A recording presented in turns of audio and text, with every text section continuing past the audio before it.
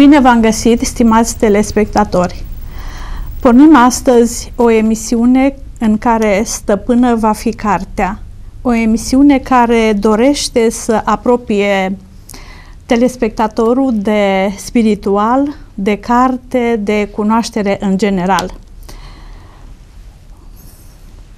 O emisiune nouă și un invitat, un nou membru al Uniunii Scriitorilor din România, poetul Aurelian Sârbu. Bine ați venit în studioul 1 TV. Mulțumesc! E posibil ca multora dintre dumneavoastră să vi se pară ciudat că am făcut această prezentare, poetul Aurelian Sârbu, dar trebuie să știți că poetul Aurelian Sârbu este cel care a debutat în urmă cu 42 de ani.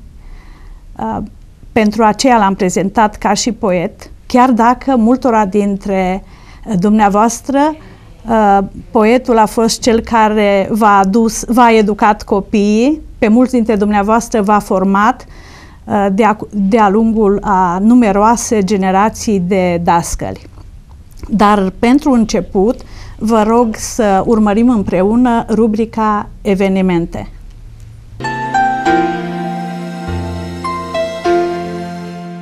Recent s-a desfășurat la Câmpina cea de-a 12-a ediție a Galelor Apler. Editori, scriitori, redactori ai revistelor literare din întreaga țară s-au întâlnit la mijlocul lunii noiembrie pentru a-i premia pe cei mai buni autori, pe cele mai bune edituri, dar și pentru a discuta probleme de maximă importanță pentru viața editorială din România. S-a pus problema reconversiei profesionale în vederea asigurării unui personal superior a unor specialiști în domeniul editorial. S-au lansat reviste și cărți, s-au vizitat obiective turistice, ateliere de creație.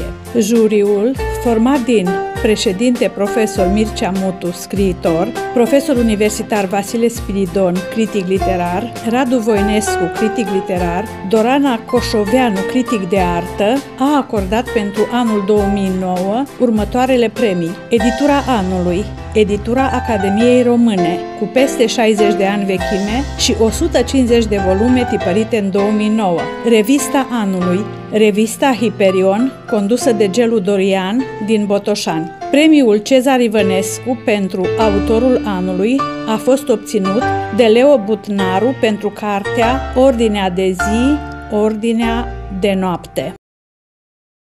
Iată, așadar, se întâmplă lucruri frumoase în toată țara, se întâlnesc scriitori, schimbă între ei cărți, idei, opinii, se întâlnesc generațiile, scriitorii cu statute vechi și tinerii care se îndreaptă spre poezie, se întâlnesc între ei editorii din toată țara, pun la cale proiecte, uneori mai și reușesc.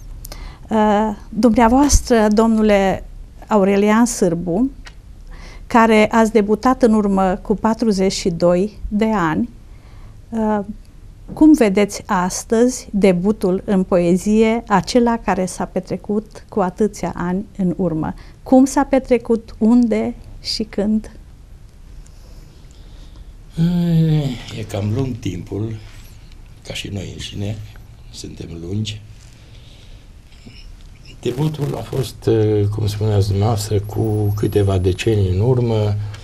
Eram student la Facultatea de Filologie din Timișoara, mergeam la Cernaclu, la revista Scrisul Bănățean, cum era pe atunci, condusă de regretatul Alexandru Jebeleanu. La Cernaclul de la facultate, în sfârșit, și m-am trezit invitat în rubrica de poezie de debut la revista Scrisul Bănățean cu un grupaj de versuri. Asta a fost de demult. După care îndrăzneala de a mai publica și de a publica a venit mai greu, mai rar, mai cu frică. Nu de ceilalți, frica de mine a fost cea care m-a făcut să tac destul de des. O frică benefică, pentru că bănuiesc că v-ați gândit undeva și la ceea ce aduceți înspre cititor. Aș fi nesincer să spun că scriu pentru cineva anume, pentru un cititor oarecare. Scriu pentru un cititor mai avizat, un cititor mai speculativ, mai pretențios. Și eu însumi vreau să fiu pretențios față de ceea ce scriu. Și sunteți pretențios, pentru că vă rog să-mi permiteți să spun că poemele dumneavoastră se pot asemăna cu un tunet, adică întotdeauna dumneavoastră știți ceea ce spuneți, v-ați eliberat de ani buni de tot balastul din poezie, este o poezie a verbului. Teama de cuvinte. Din nou teama. Într-o lume în care risipim cuvintele și nu le mai știm cântări, nu le mai găsim adâncul acela care spune foarte mult. Un cuvânt, mai ales în poezie, spune câte un roman câteodată. Și atunci, asigur că apare această teamă de a nu fi banal, de a nu fi prea încărcat, prea stufos, prea departe de marile rostiri. Și mă gândesc aici la textele vechi, cu atâtea lucruri care stau ascunse undeva în dosul rostirii. Ne-ați putea vorbi puțin despre textele vechi care au stat la baza inițierii dumneavoastră în poezie. Spun asta pentru că în zilele noastre se întâmplă să ajungă sau să se autointituleze poet unul care poate n-a citit mai mult de 2 sau 3 cărți. Eu cred că un poet poate să ajungă poet atunci când are mii de lecturi la bază. Da. Păi, prima condiție ca să intri în această lume grea a cuvintelor este cultura. Propria cultură și tonele de cărți citite.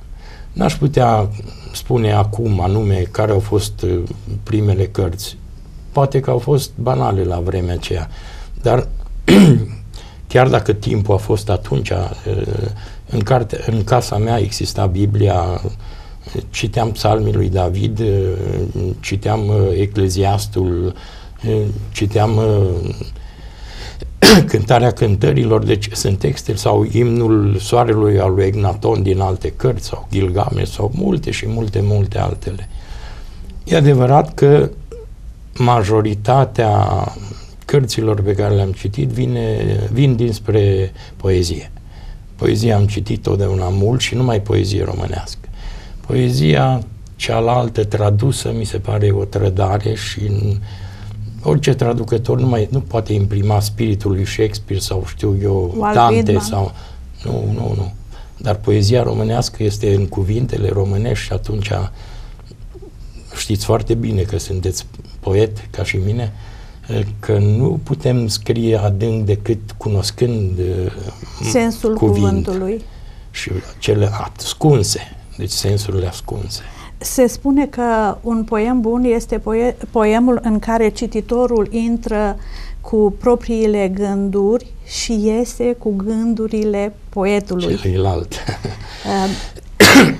Dumneavoastră ați pomenit aici despre una din lecturile de bază ale tuturor învățaților lumii, Biblia. Ați pomenit despre psalmi.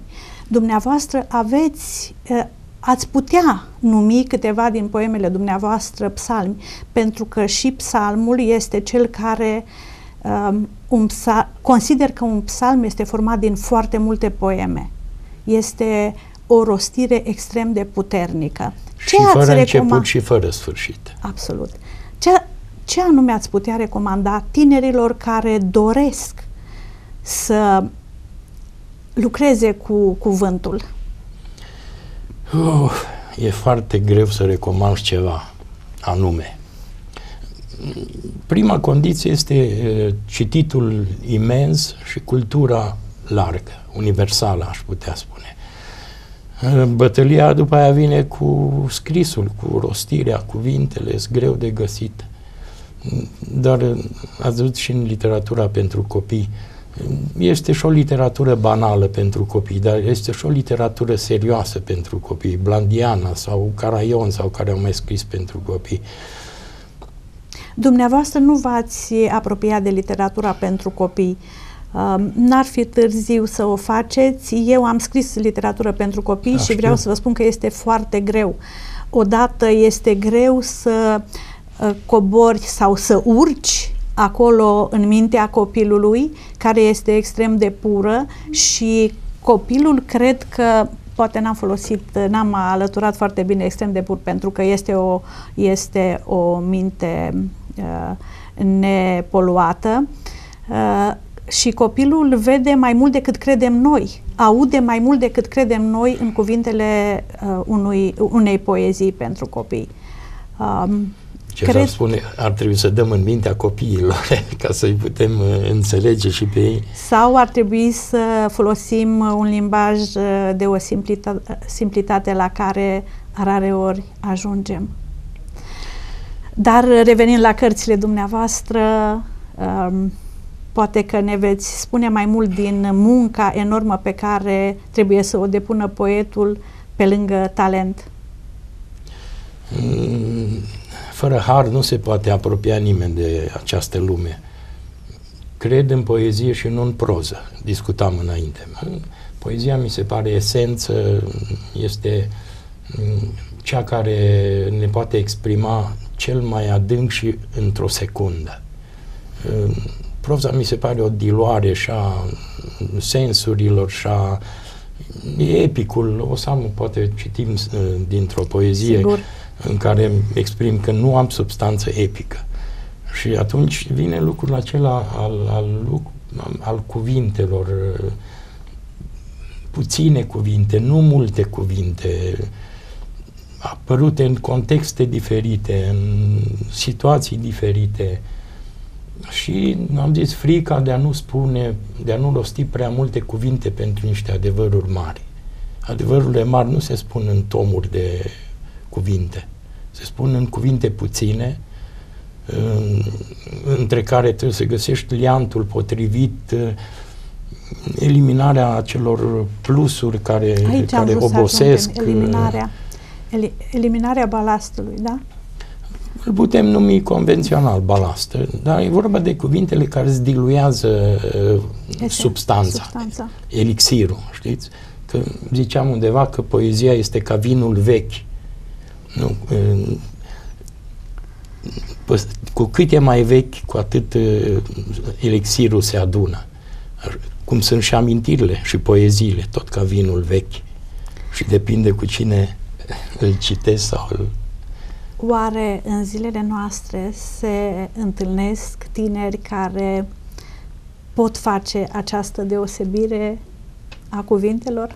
Din păcate, sunteți un foarte bun profesor, aveți o catedră de limba și literatura română, vă trec prin mână anual sute de elevi, ați întâlnit pasionați de poezie sau talentați sau măcar începători într-o ale cuvântului? Din păcate, nu. Din păcate, aș fi vrut să-mi spuneți că foarte mulți. Puținii care au îndrăznit să-mi aducă poezii rămâneau în zona banalului și a unor rostiri gen cățeluș cu părul creț sau folclorizări stupide câteodată. Dar profunzimea nu am întâlnit-o, pentru că se pierde tot mai mult din sensibilitate. Copiii de azi nu mai citesc poezie ca să o mai scrie, e și mai... Dar oare mai citesc? Nu. Nu se mai citește, nu numai poezie, nu se citește în general. Dovadă și înainte discutam de limbajul de lemn pe care l-am părăsit în 89. Nu. Limbajul de lemn s-a reinventat. Nu, părerea mea este că am scăpat de o bună parte din limbajul de lemn. Pentru că din acela și a apărut altul nou. Au apărut mult mai multe.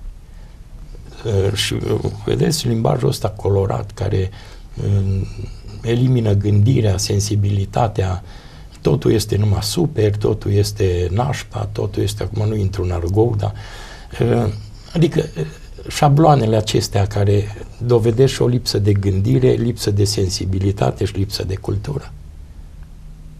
Și asta duce din nefericire la... Ne citim între noi. Eu vă citesc pe dumneavoastră pe mine și uite așa. Ați fost și acum la sud, nu? Și ați văzut cine... Suntem tot noi de noi, ca un fel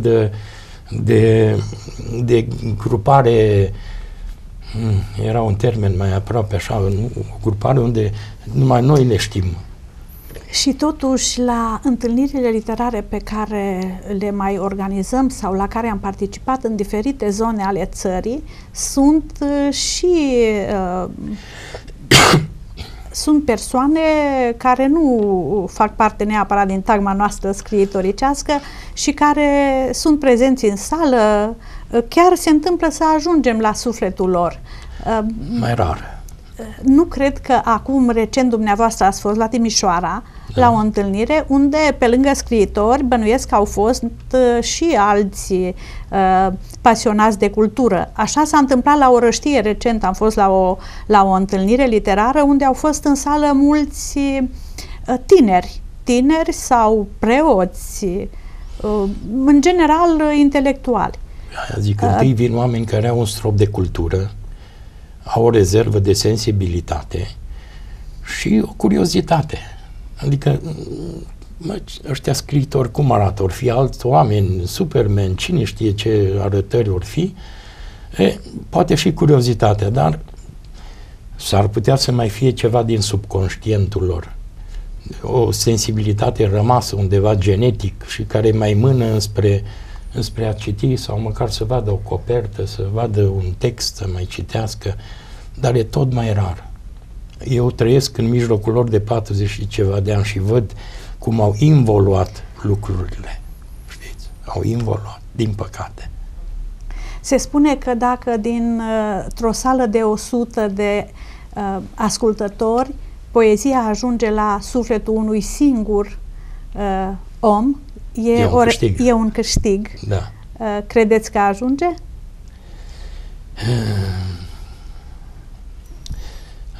Noi trăim într-o lume puțin sălbatică și sălbăticită, cred, în care eu așa o văd, golită de sensibilitate. Este poate chiar jenant pentru tineri să fie puțin visători, să fie romantici, să fie sentimentali. Nu? Dar nu știu cu ce au înlocuit lucrurile acestea. Că nu le-au înlocuit cu lucruri egale. Mi se pare că aici e balastul existențial. Că n-au știut să înlocuiesc. N-au putut. Și maturii? Maturii cred că sunt pierduți. Sunt pierduți, au starea de refulare și de jenă în a fi sensibili, nu? Pentru că sensibilitatea ar putea fi un semn de slăbiciune și nu un semn de trăire sufletească. Și atunci stau mai rezervați, maturii nu sunt publici, nu sunt persoane publice, nu ies la rampă cu dezvoltură și discursiv și oratoric și nu știu ce.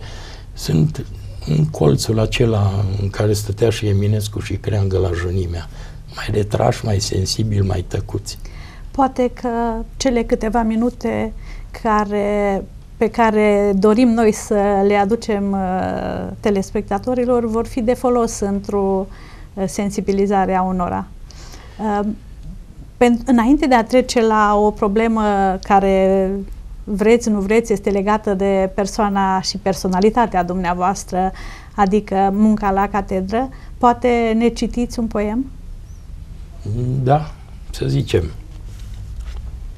Am cărțile mai din coace. un autoportret ca să fie mai pe moment.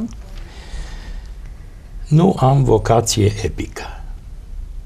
Vin rar, stau puțin, țâșnesc vulcanic, plec iute, mor încet și mereu, egoist, solitar. Sunt un poet ferecat în memorie. Flacăra mea e o zbatere înceată, lumina ei ține cât zborul unui lăstun, cât pacea țărmului între un val și alt val. Foarte frumos. Se spune că poetul scrie ceea ce este. Ceea ce este, ceea ce simte. Ceea ce este. Ascultându-vă, se pare că sunteți un însingurat? În meseria asta, ghilimele, nu poți fi niciodată decât singur. Eu aș dori să văd poetul ieșind din turnul său de fildeș și pornind spre cetate. Aș dori să văd poeți implicați chiar politic. Am pățit-o și pe asta. Deci am folosit termenul care mi s-a întâmplat. Am pățit-o când am crezut. Dar, din păcate, dezamăgirile au venit foarte repede, pentru că cei din lumea politicului, da, zoon politicon, zicea Platon, da, cred că zoonul ăsta ar avea alte reverberații cu zoo, o lume a sfâșierii animalice, asta e politica, unde trebuie să fii cu o platoșe teribilă ca să reziști. Și m-am retras. Ați crezut că puteți schimba ceva? La început, da. M-am implicat și în viața sindicală a dascălilor și am cochetat ușor și cu Alianța Civică, după aia cu liberalii și m-am vindecat cu toți.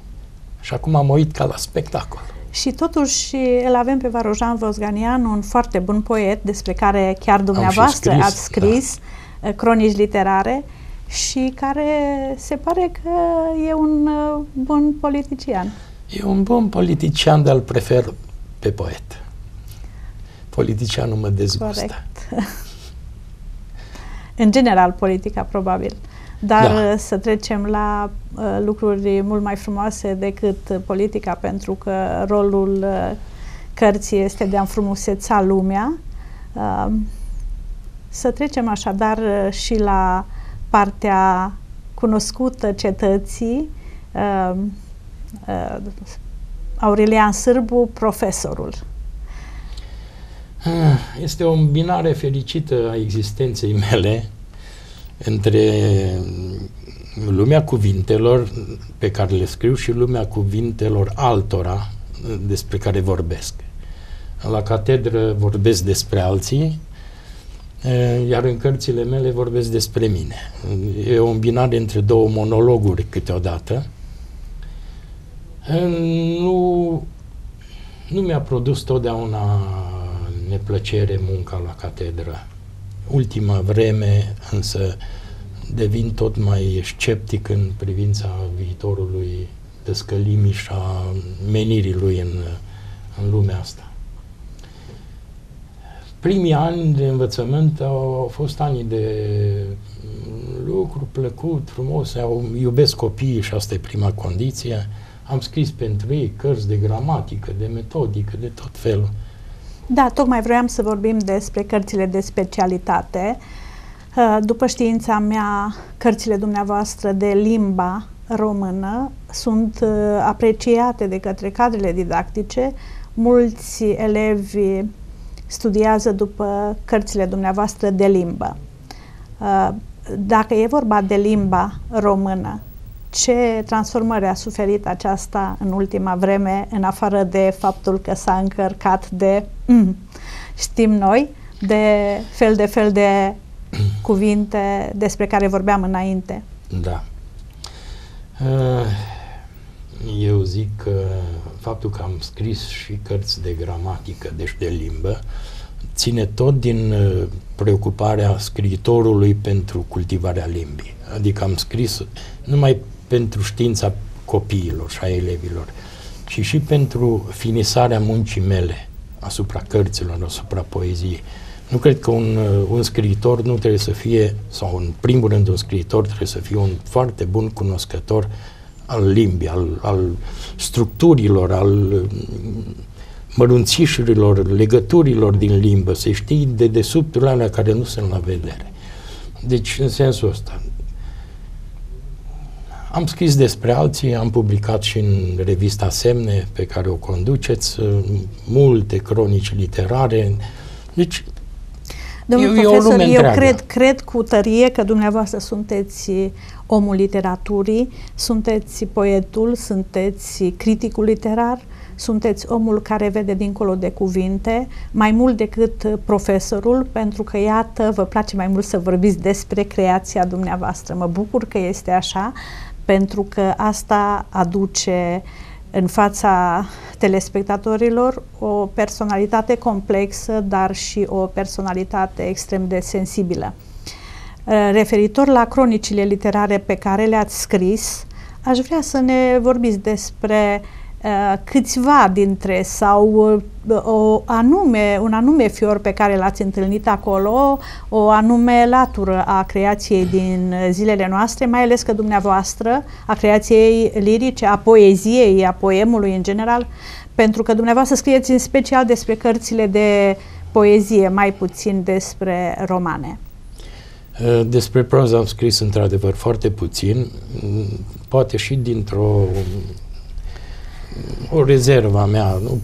Proza mi se pare mai diluată în limbă, pe când poezia este substanța, cum am zis.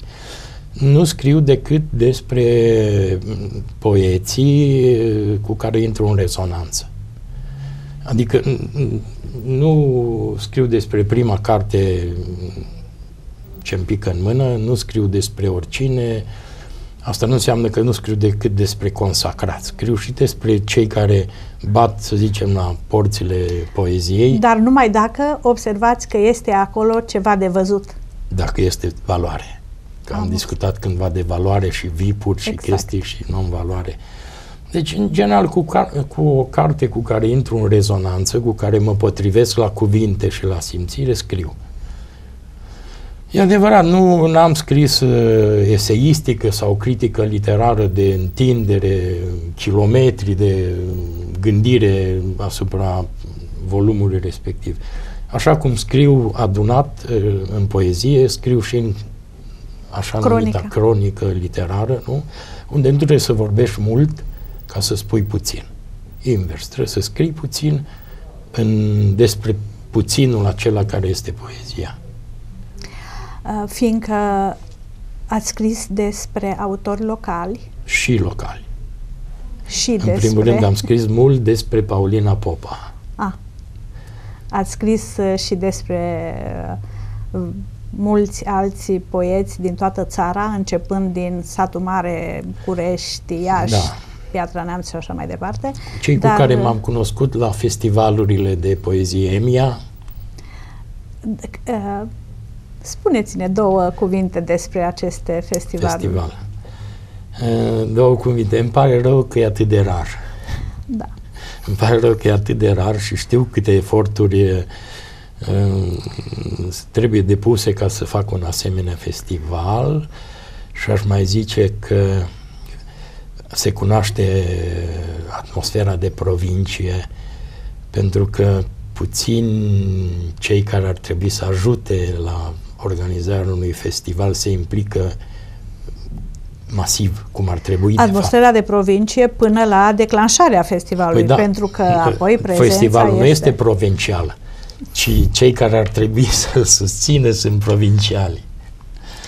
Da, asta este, așa cum și cu revista, cu care iarăși ne chinuim să o scoatem când o scoatem și cum o scoatem, dacă ar fi impulsionată, vedeți cum se întâmplă la Sibiu, la Reșița, la Timișoara, de ce nu s-ar putea și la Oradea și Arad?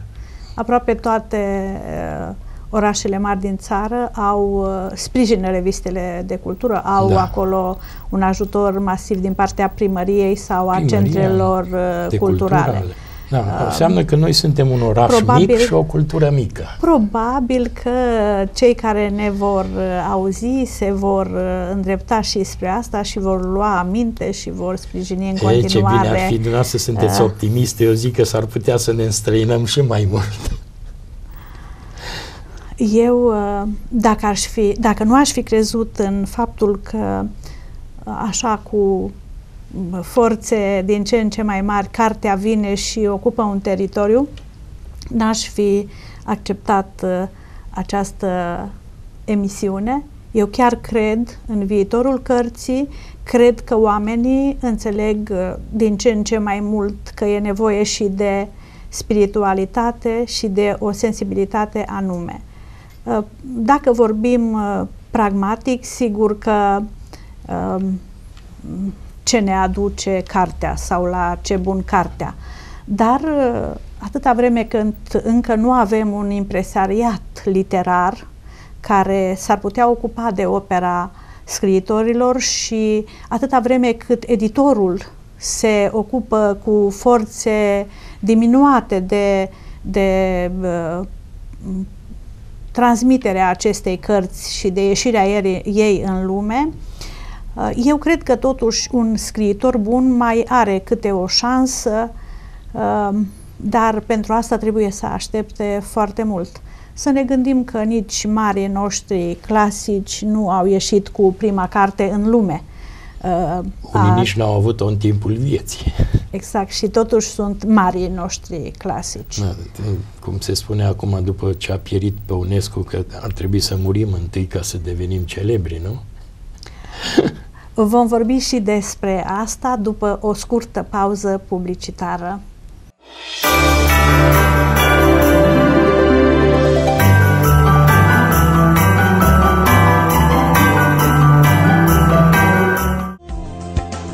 Vrei să publici o carte?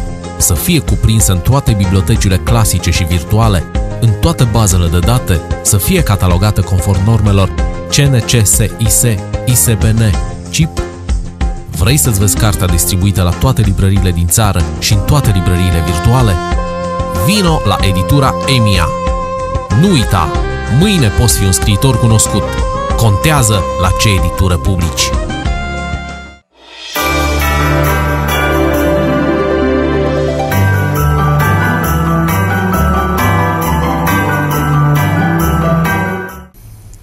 Am revenit, așadar vorbeam despre Adrian Păunescu, care eu l-aș fi adus în discuția noastră tangențial, pentru că sunt multe dintre poemele sale, poeme foarte bune, care vor rămâne pentru totdeauna.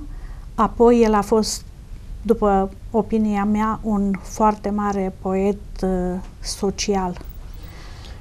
Pentru asta trebuie să te naști, pentru a putea aduna și oameni. A fost un spirit maiakovskian, poetul pieții, poetul exuberant.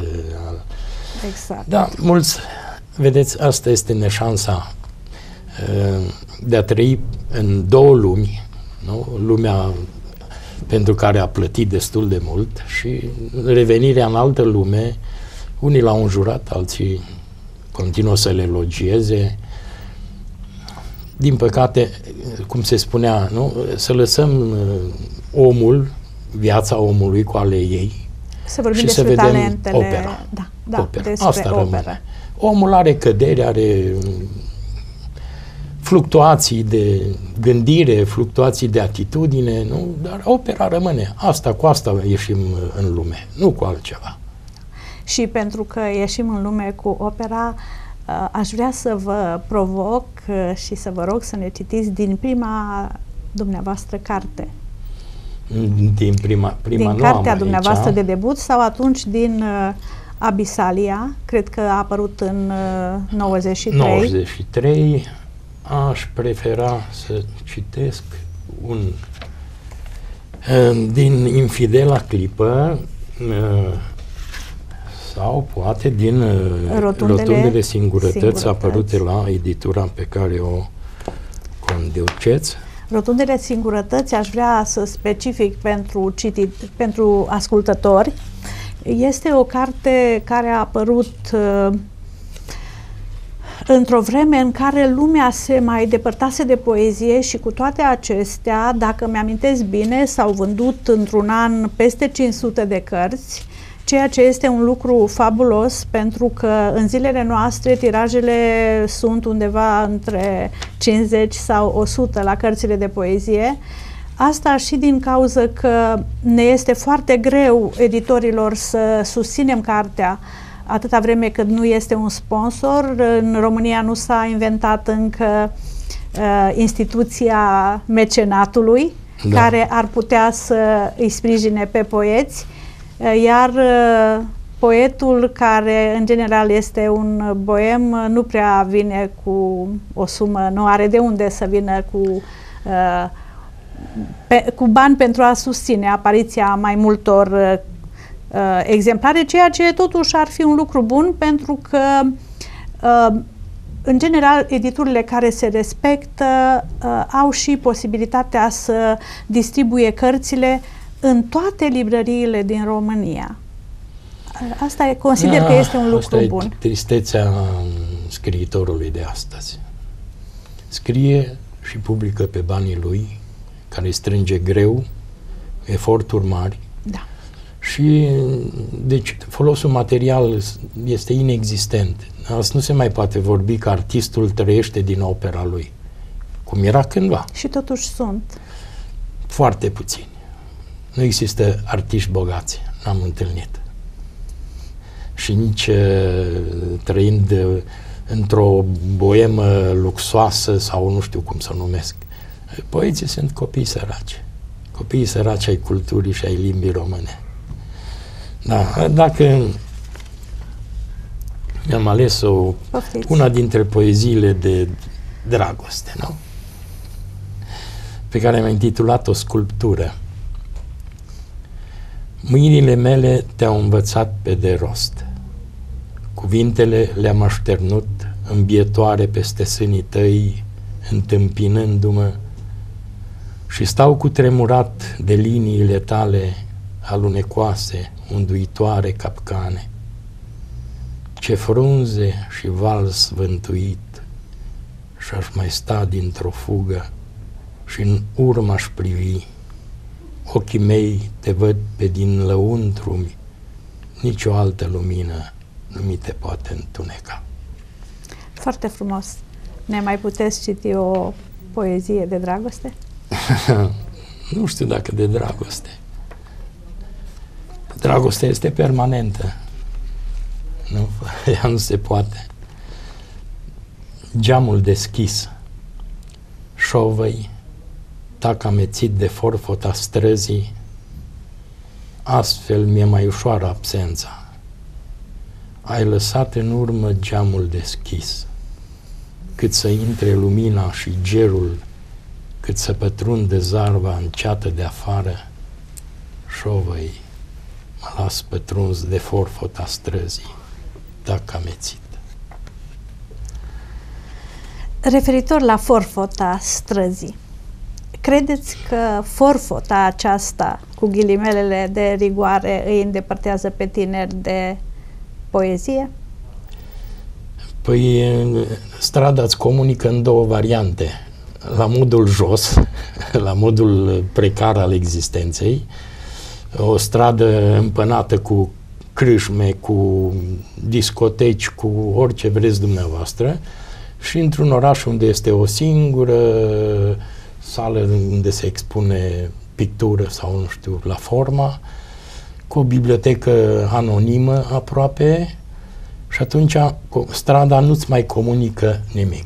Iar forfota înseamnă tocmai această existență precară despre care vorbeam, cu care nu mai dialogăm. Eu nu vreau să fiu avocatul diavolului, cu toate acestea aș vrea să vă spun că în Deva sunt variate posibilități de expoziții. Recent s-a deschis o galerie la Liceul de Cepal, la Colegiul Național, cred că se numește. Da. Apoi biblioteca, printr-un program generos, de când are un nou director, un nou manager, pe domnul Sebastian Bara. A pornit o adevărată luptă cu non-cultura. Este prezentă aproape în fiecare oraș cu diferite manifestări culturale. Cei drept poate ar trebui să discearnă cumva valoarea de non-valoare, în sensul că atunci când vine un înșiruitor de cuvinte, poate nu s-ar cuveni să fie susținut chiar de către o instituție oficială, dar are un program extrem de bun pentru tineri. E vorba de Biblionet, unde tinerii pot să descarce fel de fel să citească, să lectureze. Iată netul care vine să concureze cu cartea. Eu nu cred. Eu cred în viitorul cărții electronice, dar în același timp cartea pe suport de hârtie, cartea Gutenberg, va rămâne pentru totdeauna. Eu nu cred că vreodată va dispărea această carte Gutenberg, pentru că vor mai fi nostalgici care vor dori să aibă o bibliotecă frumoasă sau să țină în mână o carte să simtă atunci când citește. Este singura legătură posibilă, directă, când se citește pe carte. Și eu citesc pe internet tot felul de lucruri, dar emoțional nu trăiesc. Cum trăiesc clipa în care deschid o carte de poezie și simt căldura paginii și parcă aș avea în față cuvintele care încep să ardă ca flăcările așa. Atunci să cred că internetul este pentru informație. Atât. Dar și informația de slabă valoare, pentru că de multe ori chiar personal am vrut să aflu anumite lucruri care m-au trimis până la urmă la sala de lectură, la bibliotecă. Și informațiile sunt cam superficiale, nu sunt profunde, pe internet. Nu? Da. Înainte citeam 10 cărți ca să aflu o idee și să o trăiesc, să o simt, și acum o aflu în 10 secunde, dar nu mă mai emoționează, mă lasă rece. Și după aia mai este, apropo de ce ziceați înainte, este carte de poezie mai accesibilă, sau de literatură mai accesibilă, în care poți încropi un dialog cu tinerii, cu nu știu ce. Și sunt cărțile mai grele, mai adunate, care trebuie citite în liniște, cu tine însuți, în singurătate, să o digeri, să o simți altfel. Acum depinde și de scriitor. N-aș vrea să se încheie emisiunea noastră înainte de a vă ruga să-mi spuneți cum ați definit dumneavoastră poezia. Nu definiția poeziei din dicționar, ci o definiție proprie. Nu știu cât de proprie. În primul rând, poezia este o stare personală. Așa cum pictorul își trăiește culorile, dar este cea mai apropiată de cuvânt. Cuvântul înseamnă egalul gândirii, nu? Gândim în cuvinte, poetul gândește în cuvinte, pictorul întâi gândește în cuvinte și după aia în culori. Sau muzicianul întâi în cuvinte. Se spune că și noi gândim în imagini. Posibil deci, să fie o interferență între structurile acestea de gândire. În schimb, poezia este starea aia de maximă intimitate, cred că de maximă sinceritate, și poate că este singurul loc în care ești cu adevărat sincer cu tine, pentru că cu celălalt poate e rezerva de a-l accepta ca partener într-un dialog.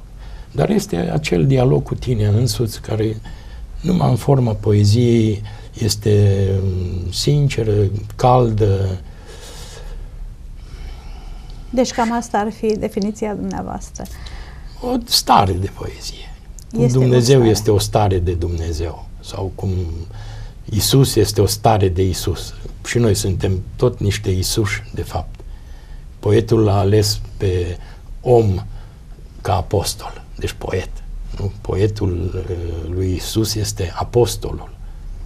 Și atunci zic că poetul este starea de Isus și starea de Dumnezeu și starea de poezie. Nu știu dacă e excepțional, așa am simțit pentru momentul acesta. Domnule Aurelian Sârbu, spuneți-mi, în cazul dumneavoastră, cine câștigă în defavoarea cui? Profesorul sau poetul? Cred că simbioza s-a făcut destul de bine. Adică, e adevărat, pot fi profesor și să nu fiu poet. Sau la anumite ore, la anumite clase unde simt căldura care se realizează, atunci pot fi și poet în timpul Iată, orei. la clasele acelea, poate ați putea descoperi un viitor poet. Mi-e teamă că nu. Cu toată legătura care se creează spiritual? Poezia este egoismul nostru. Este o rostire din egoism. Nu, egoismul este o închisoare mentală. Poezia nu trebuie să devină o închisoare mentală. Trebuie să devină o poartă deschisă spre ceilalți.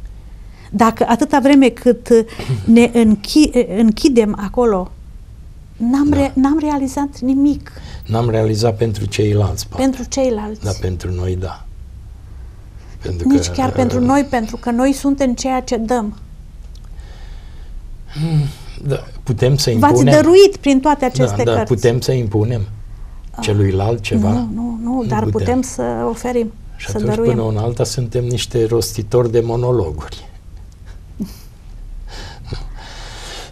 Eu vă înțeleg, dumneavoastră, totdeauna ați fost o bună, era să-ți folosesc termenul ăla nenorocit de propagandistă. Eu n-am fost nici măcar în partidul. De iluzii. E bine? Risipitare de iluzii și de... Am trăit și mai trăiesc încă acolo pe lama aceea de cuțit a iluziei. Da, eu sunt mai sceptic. Dumneavoastră, dacă n-ați fi fost dumneavoastră, de exemplu, acum nu vreau să vă flatez. Nu, dar spun eu ce vreți să spuneți dumneavoastră și o să confirmați. Eu a trebuit ani buni să lupt, dragi telespectatori, cu poetul Aurelian Sârbu, cu profesorul, pentru a-și publica aceste cărți. Pentru că a fost într-adevăr o discuție de câțiva ani până când v-ați decis să veniți cu rotundele singurătăți. Da. După care au venit celelalte și iată, până la încununarea singurătăți au trecut 10 ani și mai bine, asta a fost. Asta ați vrut să spuneți, de fapt. Da. Și de o vreme mi-ați dat bobârnacul necesar și mă bucur. M-am apucat am zis să și public, pentru că atâția oameni care publică și nu știu ce publică mulți, așa, și am zis că am ceva de spus. Ați vrea să spuneți câteva cuvinte despre cât se publică și fără a ști cel care publică ce publică? Am auzit și am văzut că există multă maculatură. Foarte multă. Și din nefericire editorii nu toți editorii selectează ceea ce publică. Mulți dintre ei zic, mi-a adus manuscrisul și l-a plătit și eu îl public. Deci, cred că editorii au și o datorie a omului estetic, omului care nu publică orice. Pentru că, dacă vedeți, și din nefericire și în orașul ăsta al nostru, unde plouă de 3 ori pe săptămână, am citit cărți m-am îngrozit și probabil, și nu probabil, sigur, cei care le-au scris au deja aerul de mari poeți, de mari scriitori. De modestie. Să sperăm că nu vor intra niciodată în Uniunea Scriitorilor din România. Care e alt pas greu. Nu vreau să țin neapărat parte editorilor, dar aș vrea să spun că la începutul existenței ca editură, poate că am făcut asemenea compromisuri, tocmai pe motive financiare. Dar în momentul în care editura mea a ajuns să fie acreditată de către Consiliul Național de Cercetare Științifică din Învățământul Superior, ceea ce nu-mi permite sub nicio formă... blazonul se respectă. Absolut. Și din cauza asta sunt mulți autori, că nu pot să-i numesc scriitori, care au anumite supărări că nu le-am publicat o carte, însă... Da, cunosc povestea cum se cuvine, trebuie să respectăm cuvântul și sper ca toate editurile să înțeleagă acest lucru, că este mult mai important cartea care apare decât banul acela care se risipește în câteva minute după încasare. Eterna poveste între valoare și chici, nu? valoarea totuși cred că va rămâne până la urmă, nu? Chiciurile trebuie să dispară, dar asta ține și de gusturile noastre, dacă le avem și cât le avem. Referitor la valoare și chici, știți că gusturile în general nu se discută și ne ascundem după vorbele de fiecare dată când se pune problema asta, sunt suficienți care se ascund după de gustibus non disputandum. Da, vedeți, asta este meteahna noastră, că ne ascundem după ce a spus altcineva.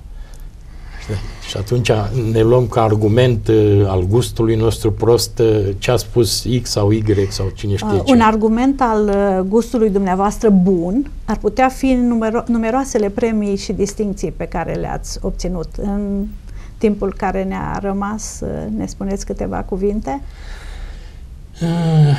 Acum, vanitate, fiecare, orgolii mai avem și mai trecem și peste ele. M-am bucurat foarte mult. Orgoliul creatorului, da? Toți ne credem cei mai formidabili, altfel n-am mai scrie. Exact. Nu? M-am bucurat când mi-ați făcut o mare surpriză, chiar surpriză, când acum 3 ani, la Festivalul Internațional de Poezie, jurul mi-a decernat premiul de excelență. L-am și acum pe bune și pe merit. Nu știu. A fost un juriu competent, condus de George Vulturescu, un mare poet. Așa. Și, deci, aia a fost prima mea mare surpriză, plăcută. Și tot, acum 2 ani, la alt festival, tot de poezie, ați primit un titlu? Am primit un titlu de cavaler al poeziei, ca și cum am fi fost. Dar, într-adevăr, e o cruciadă poezia. Și atunci titlul de cavaler... Vă rog să-mi spuneți dacă vă obligă toate aceste... Ați mai obținut și alte premii, să nu fiu... Da, e adevărat, dar cele care îmi fac plăcere să-mi aduc aminte sunt acestea. Și dacă... Vă obligă aceste... Păi, în primul rând, e obligația și față de cel care m-a judecat și cred că m-a judecat cu dreptate și cu plăcere și cu exactitate, să zic. Iar obligația aia permanentă, te auto-obligi, nu? Să mai, dacă vreți, sunt tot atâtea trepte ca într-o piramidă, nu? Asta, să zicem, nu că e mai slăbuță, dar se cunoaște creșterea. De la o carte la alta, la rotundele singurătăți, la infidela clipă, albedo, seducția, toate urcă, cred. Mi-ar plăcea să cred că așa e. Cu fiecare carte, eu zic că ne încearcă măsura creșterii. Cred că asta se întâmplă în cazul tuturor poeților care se respectă. Eu când vorbesc despre un poet, vorbesc despre un adevărat poet. Eu nu numesc poet pe unul dintre cei care n-au dovedit acest lucru și care n-au reușit să dovedească. Dumneavoastră sunteți poetul prin excelență, acum cu atât mai mult că sunteți și membru al Uniunii Scriitorilor din România, putem vorbi despre o realizare aproape deplină. Bănuiesc că vor urma multe alte cărți după acest moment de primire în Uniune. Da. Aveți ceva proiecte? Viitoarea carte? Viitoarea carte va apare probabil la începutul anului viitor. M-am și gândit la un titlu, Limes, să văd.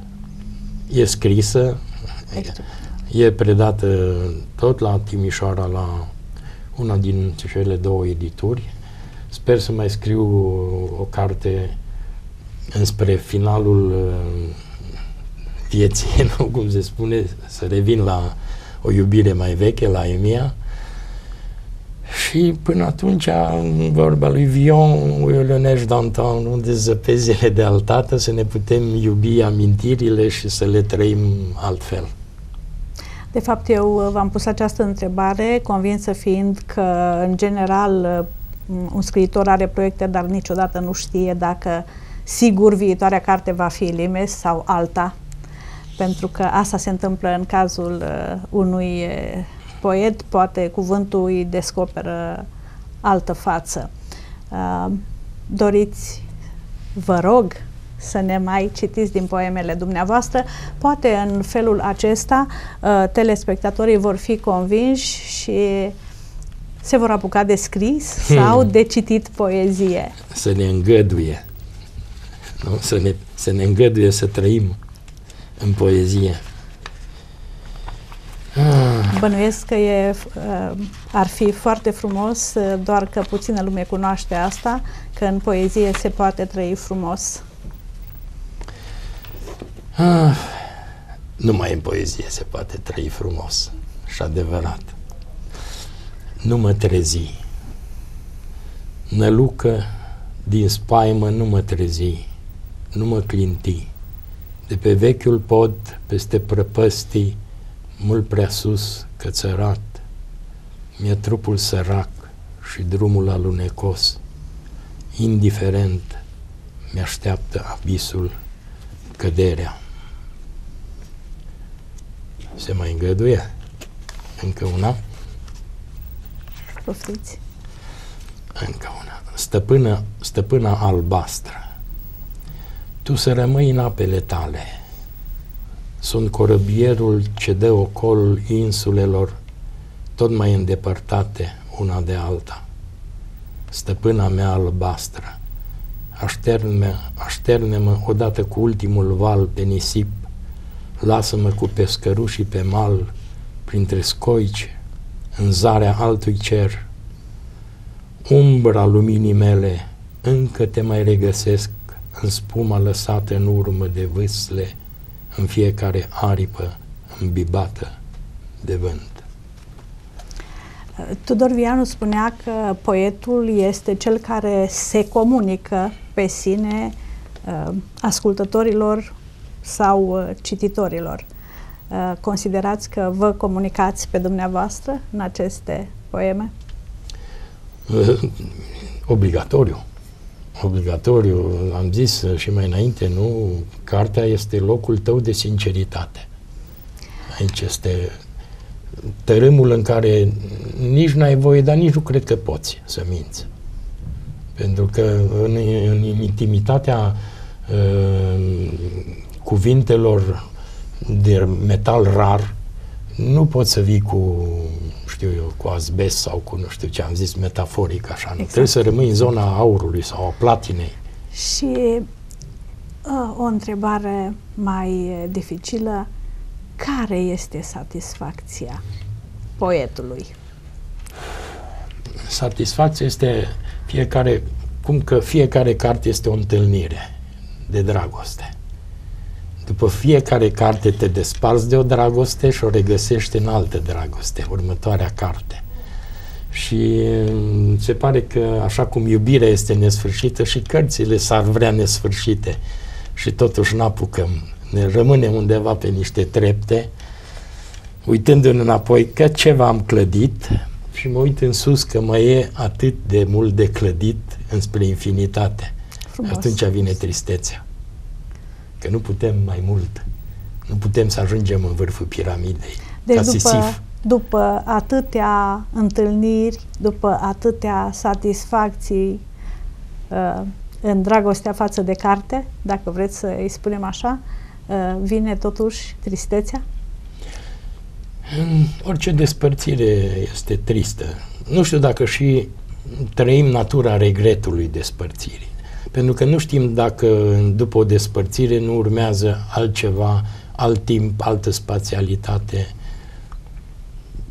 Dacă numai atât ne este dat trupul ăsta amărât care mai duce cât duce și sufletul după el, și când vin marile despărțiri, nu știu ce se mai întâmplă.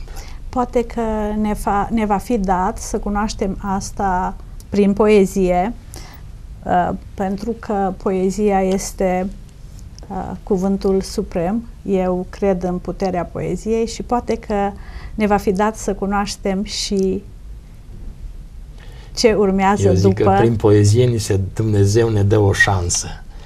Ne amăgește, vezi că dincolo s-ar putea să fie mai bine scriind poezie. am putea să încheiem emisiunea noastră chiar prin această frază extraordinară. Dumnezeu ne dă o șansă prin poezie. Da. Vă mulțumim pentru prezența dumneavoastră. Vă mulțumesc. Vă așteptăm și altă dată cu noi cărți, cu noi idei. Când mai scriu pentru în a putea cartea, mai comunica. vin. Vă așteptăm cu drag. Dragi telespectatori, vă așteptăm sâmbăta viitoare la o altă întâlnire cu un alt scriitor. La revedere! Și eu vă mulțumesc. Mulțumesc!